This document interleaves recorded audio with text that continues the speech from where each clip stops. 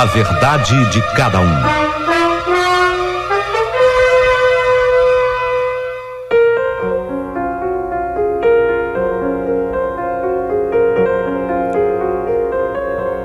Meu nome é Norma e hoje eu quero começar com você uma história, Paulinho, fantástica, incrível.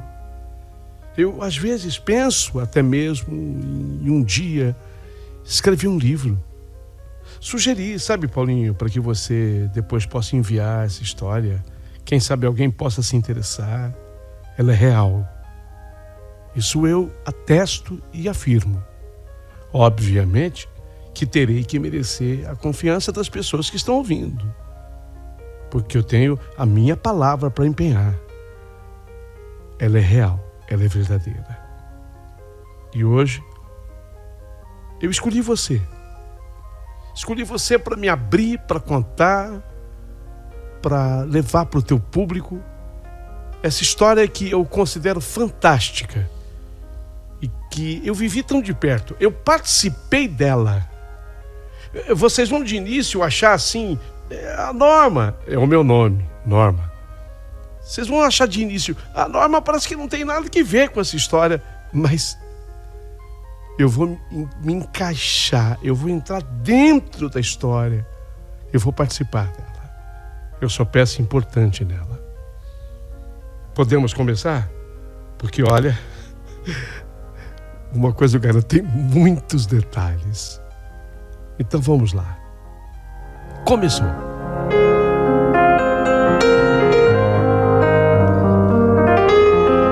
Como eu já disse, meu nome é Norma. E quando eu entrei para trabalhar naquela casa como governanta, cargo bom, né? Importante, salário bom. Eu já tinha uma boa e vasta experiência profissional, sabe? Eu já tinha um histórico. Cheguei ali quando eu contava 39 anos de idade. Não era nenhuma boba, não. Eu tinha concluído, por exemplo, o meu 2º grau. Eu não era, assim, uma pessoa que se pode dizer totalmente ignorante. Num país como o Brasil, concluir o 2º grau não é para qualquer um. É triste dizer assim, mas é verdade. Imediatamente eu passei a conviver com os moradores daquela mansão. A dona Maitê, a dona da casa, ela era, na época, uma senhora de 50 anos, quando eu cheguei. Casada com o Dr. Guerra. O Dr. Guerra, ele tinha 4 anos mais do que a patroa. Ambos eram pais de um casal de filhos. Esse casal, o nome Wilson e ela, Ilza. Wilson e Ilza. Quando da minha chegada, os dois já eram adultos, sendo que o rapaz tinha 24 e a moça 22. Eu cheguei e entendi que eu estava diante de uma família perfeita. Era a aparência daquela família para mim. Uma família perfeita e muito feliz. Ela, a dona Maitê, um doce de pessoa. Ela não deixava o aniversário de ninguém passar em branco. E olha que era bastante gente trabalhando na casa dela. Sempre tinha um bolinho, sempre tinha um bolinho, um presente. Isso sempre havia. Sabe, aquele cuidado, aquele carinho, aquela coisa de amor, de atenção de fato. Nenhum aniversário passava em branco. Sempre havia algo especial, um quê especial. Estou dizendo isso para que vocês possam entender daqui a pouco a grande transformação, a grande mudança que vai acontecer na vida dessa mulher, a dona Maitê. Mas eu ainda tive 7 anos para aproveitar e curtir bastante o lado bom dessa patroa, o lado espetacular que ela mantinha vivo. Maravilhosa. Dona Maitê. E eu nunca podia supor ou imaginar que aquela grande mudança fosse acontecer. Mas para que vocês todos possam entender, eu preciso contar nos detalhes toda a história. Então vamos lá. O Dr. Guerra, ele tinha um importante escritório de advocacia. Desculpe a minha falta de conhecimento na área do direito, mas o escritório dele se dividia em departamentos e cada um atendia a um ramo do direito. Essa coisa do direito é muito ampla, de fato, e abrangente. Mas uma coisa eu sabia: um desses ramos atendia a feitura de contratos entre empresas, e exatamente por isso o Dr. Guerra atendia alguns artistas. Ele confeccionava contratos para determinados artistas. E foi exatamente por isso também que ele passou a ter contato com esse segmento de gente. Essas pessoas mais sensíveis, né? E talentosas também. Os artistas. Surgiu na vida do Dr. Guerra Estela Maris. Quem era a Estela Maris? Ela era uma cantora sertaneja, ainda jovem, que andava pela faixa dos 28 anos. E a essas alturas, mais ou menos, ela regulava assim a idade com a filha dele, a menina, a filha dele. Essa moça pintava como grande promessa da música Estela Maris, música sertaneja. E o Dr. Guerra, ele começou a dedicar especial atenção a ela. De início, eram os trabalhos, a orientação advocatícia, mas a verdade foi que o Dr. Guerra, ele foi se excedendo em tudo, e ele passou a ter muito mais outros interesses pela moça. Aconteceu que o Dr. Guerra, ele se apaixonou pela Estela Maris. Puxa vida! Mas por que isso teve que acontecer? Isso detonará uma mudança incrível na vida daquela família. Dr. Guerra, coração ninguém controla. O Dr. Guerra, ele se apaixonou pela Estela Maris. E eu repito, por que isso tinha que acontecer? Quando isso ocorreu, eu, dentro daquela casa, observando tudo, eu já sabia que ele, Dr. Guerra, estava com seus 60 anos. Eu, sinceramente, achava isso uma coisa impossível de acontecer. Mas eu estava profundamente enganada. Eu achava que o Dr. Guerra era um homem que seria para sempre o único e tão somente da família dele, mais nada. Mas eu estava redondamente enganada. Até mesmo com essa idade, 60 anos, um rabo de saia, ou até mesmo sem a saia, sendo de mulher, faz o homem perder a cabeça. E foi o que aconteceu. O mais impressionante é que, de acordo com a dona Maitê, isso jamais havia acontecido antes. Sabe, aquele homem certinho, o Dr. Guerra, aquele homem corretíssimo, fidedigno. Era a primeira vez que ela, a dona Maitê, viu o marido se envolvendo ou querendo se envolver com outra mulher. E foi exatamente nesse instante que eu vi a grande mudança acontecer dentro daquela casa, no seio daquela família. A paixão do marido por Estela Maris tirou a dona Maitê do prumo. Ela perdeu completamente a cabeça. Eu começo a testemunhar brigas horrendas dentro daquela casa. Lógico que não apenas eu, mas todos os empregados, que, diga-se de passagem, esses empregados não eram poucos, não. Tinha o Manuel, o motorista, a Lúcia, a responsável pela faxina, Sueli, a cozinheira, Valdemar, o jardineiro. Era muita gente trabalhando naquela casa. Quando, da hora do nosso almoço, todos comentavam que nunca tinham visto nada igual naquela casa. E, aliás, em nenhum outro lugar. A dona Maitê, antes tão boa, ela entra numa fase desesperadora, a ponto de atirar o que tivesse à sua frente contra o marido nas horas da briga, ou quando ele não estava em casa, demonstrando o total desequilíbrio. Ela lembrava de alguma cena, lembrava de alguma coisa, e ela tirava qualquer coisa contra a parede. Outra coisa, ela começa a mudar também conosco, os empregados.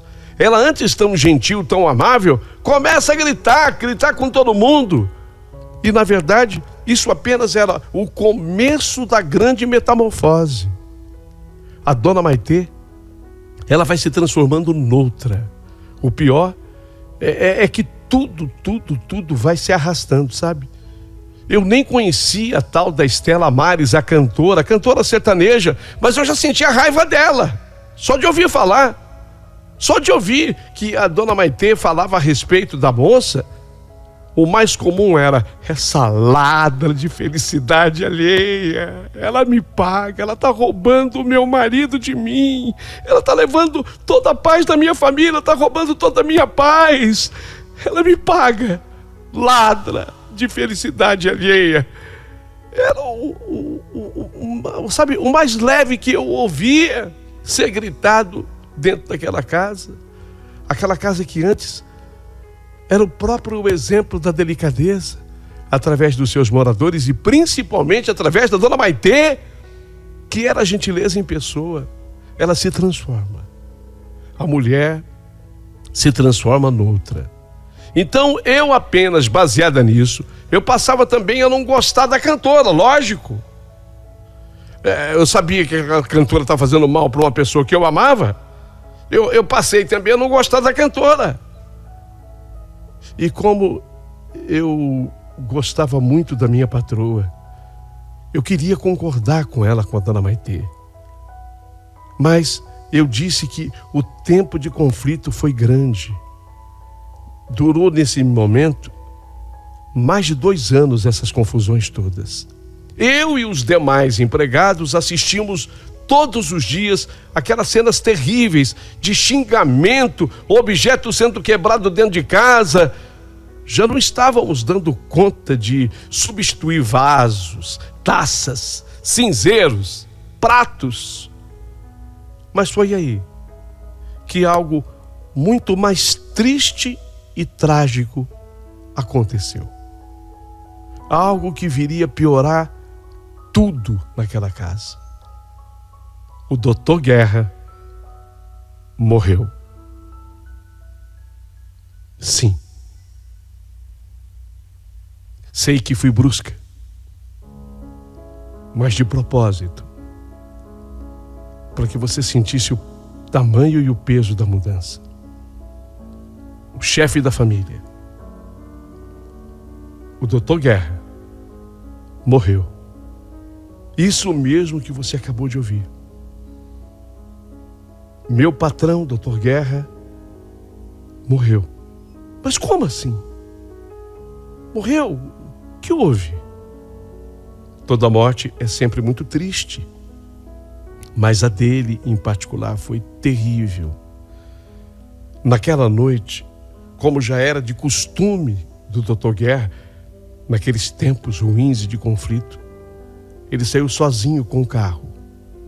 Ele foi atrás de um show da sua cantora preferida, que era justamente ela, a Estela Maris. Não se sabe, mas enquanto assistia esse show, o Dr. Guerra foi bebendo, e ele bebia uísque, sabe? Uísque. Mas ele exagerou, ele bebeu demais. E quando ele voltava para casa, isso já por volta de umas 2 horas da manhã, ele imprimiu uma velocidade alta no carro, perdeu a direção e se chocou contra um poste. Mas a batida foi tão violenta que esse poste caiu em cima do carro. Ele bate no poste com aquela violência e o poste cai em cima do carro. O tanque de combustível do carro do Dr. Guerra estava cheio e ele explodiu. Esse tanque de gasolina explodiu. Se deduz que os fios de alta tensão provocaram faísca, fogo mesmo. E o meu patrão, Dr. Guerra, morreu carbonizado.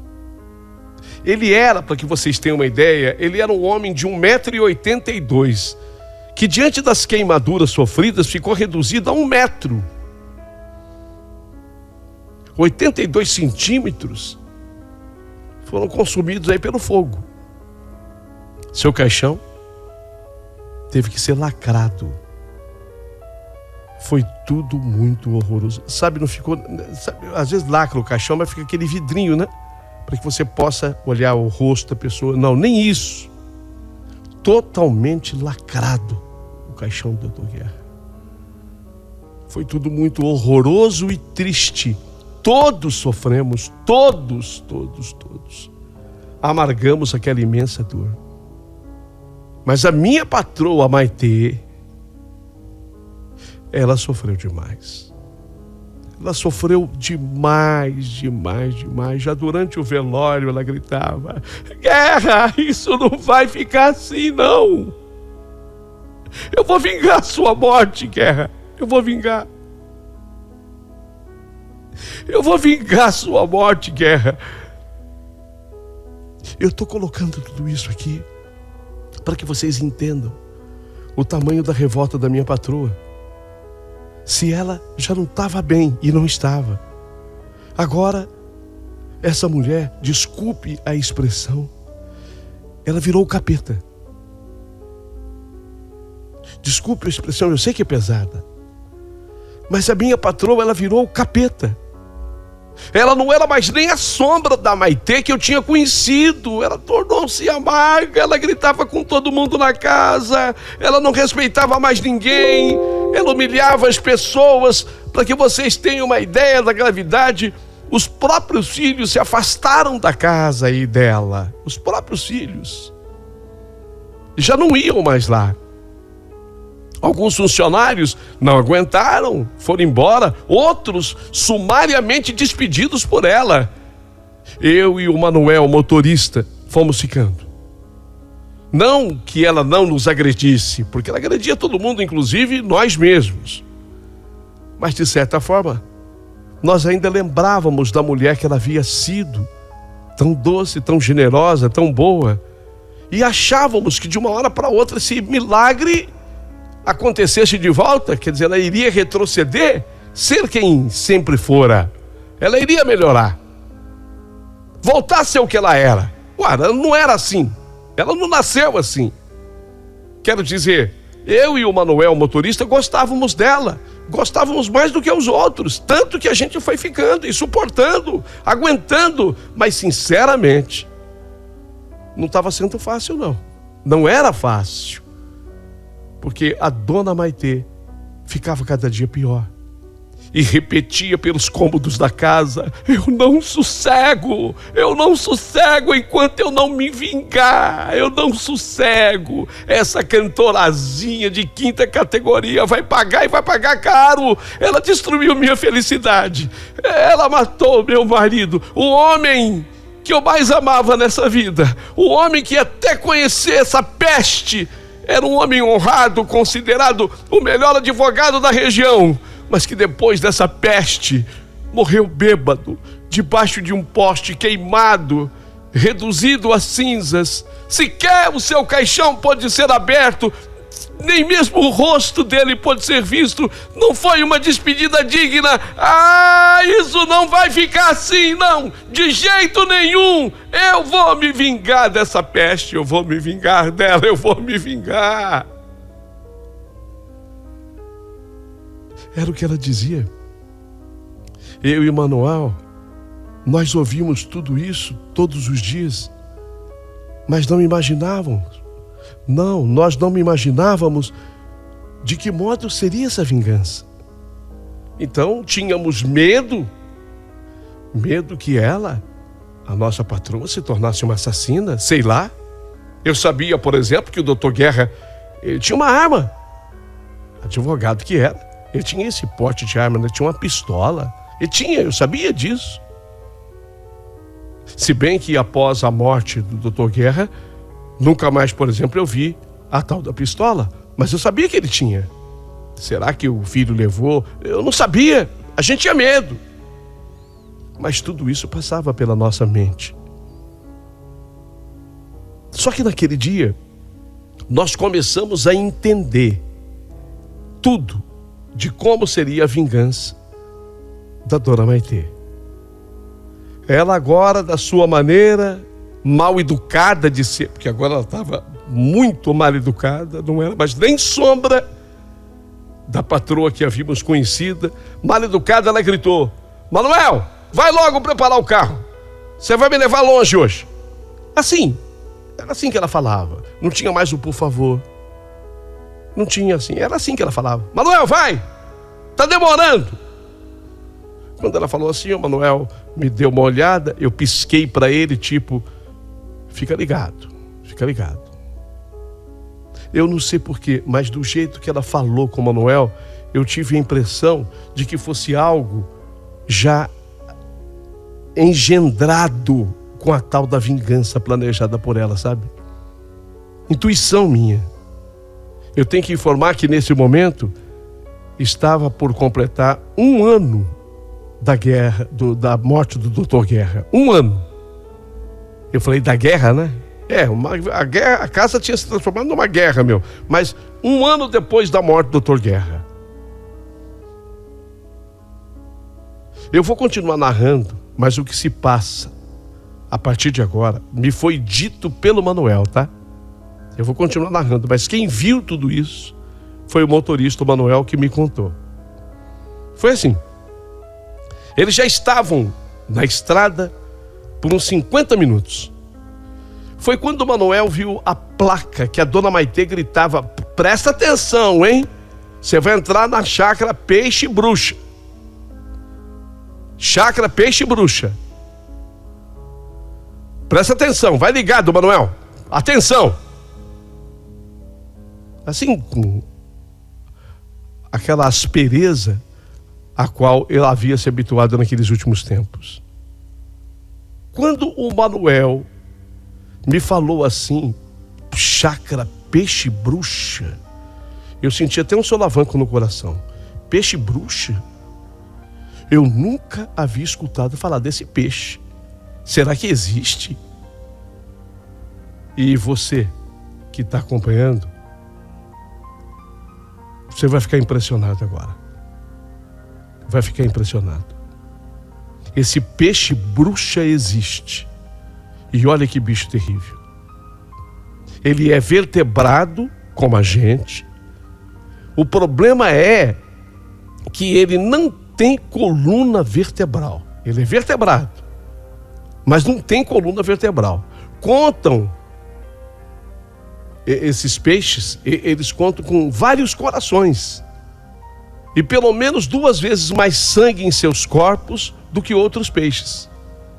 E para completar, apesar de terem uma mandíbula pela metade, eles conseguem, apesar da mandíbula ser pela metade, eles conseguem morder a carne mais dura. A pele desse peixe bruxa é tão fina que, em teoria, deveria comprometer sua capacidade natatória.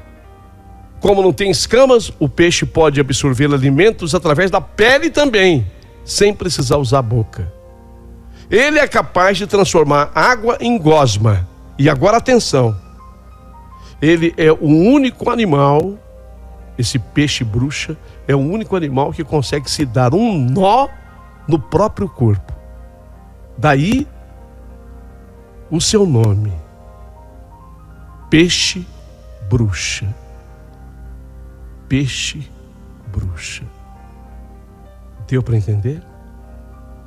E não era à toa que a chácara tinha esse nome, não. Não era à toa. Porque lá na chácara vivia aquela mulher que veio receber Dona Maitê à porta. A mulher estava toda vestida de preto, tinha um semblante grave, ausência total de sorrisos, mas tratou a Dona Maitê pelo nome e com educação. Dona Maitê, como vai? Dona Marion, como a senhora sabe, eu não estou aqui à toa. Eu vim aqui porque eu quero acabar com a vida daquela miserável.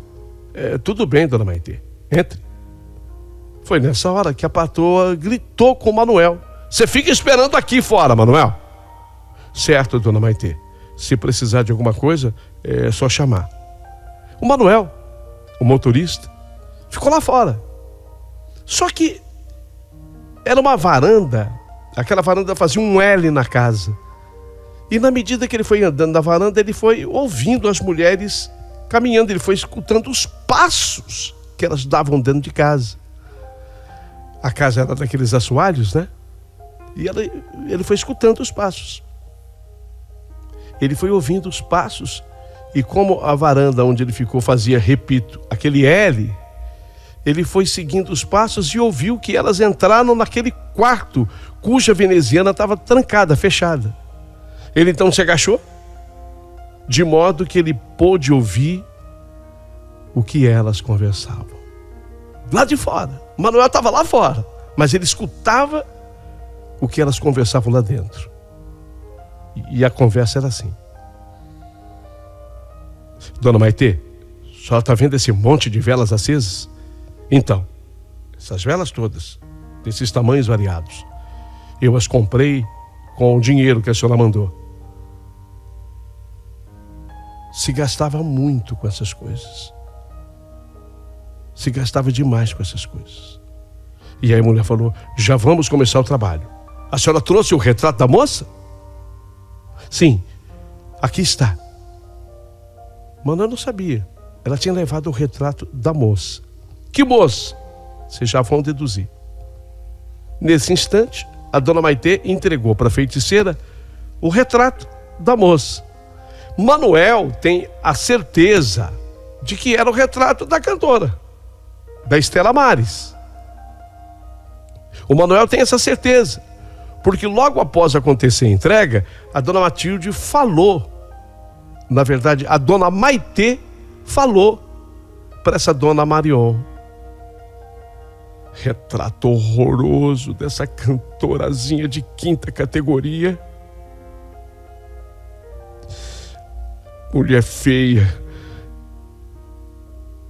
Eu quero vingança. Vingança total contra ela. Nessa hora, o Manuel escutou que Marion fez uma reza indecifrável, tudo muito demorado. De acordo com o meu colega, foi mais de 1 hora de reza. Quando terminou, ele escuta, por parte da dona Maitê, falando: então, Marion, e agora? O que você tem a me falar? Não se preocupe, viu, dona Maitê? Logo a senhora terá notícias da moça e saberá que ela não está nada bem. Peraí, eu não quero nada bem para ela. Eu quero ela destruída, dona Marion. Totalmente destruída. Afinal, eu estou lhe pagando uma fortuna. E tudo que as suas entidades têm pedido, eu tenho trazido. Portanto, eu quero resultados. E logo, eu não quero que seja uma coisa demorada não, dona Marion. Eu quero destruir a vida dela. Destruir. Sim, dona Maitê.